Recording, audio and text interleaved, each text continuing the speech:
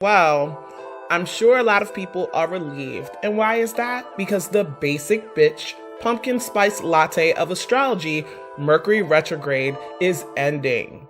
But do you really know what that means? Because we're technically not out of the woods just yet.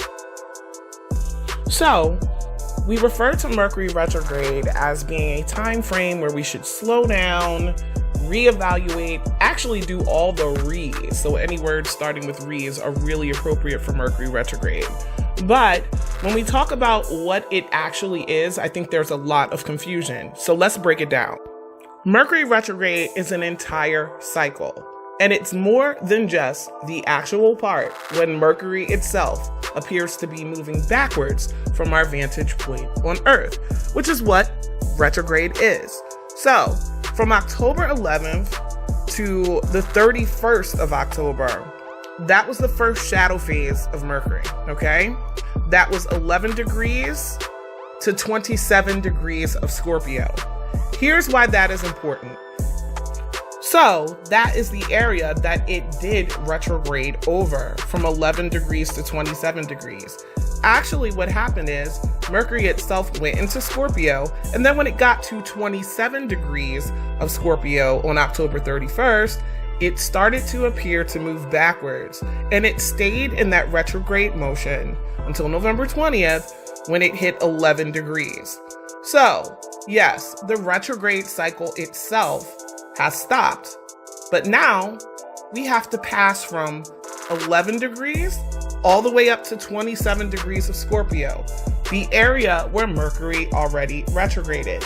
So what this translates as is all of the things that may have been popping up for you during the Mercury retrograde are now going to be revisited as Mercury moves forward. That's right, y'all. Technically, we are under the influence of this energy until December 7th. Just take some little advice from me. Don't freak out. Do not freak out. There's no reason to freak out. Nature and the universe gives us cycles for reasons so that we can slow down, reevaluate, and then recover things. There's a reason for all of this happening that's a lot more than travel delays, broken electronics, exes coming back. Yeah, all that shit's annoying, but to be very honest with you, if you can find the blessing in anything and use it to your advantage, that's what makes you a real fucking boss. So, until December 7th, what can you do? Well, you can still take your time not to respond unnecessarily to people. Listen more. Reflect more. Do whatever you have to do not to pop off, because this is still a time frame with Mercury in Scorpio and with Mars newly in Scorpio too, where a lot of the hidden undercurrents of things that we were feeling will definitely rise to the surface. And a lot of people will not be afraid to pop off on you. You might not be afraid to pop off either.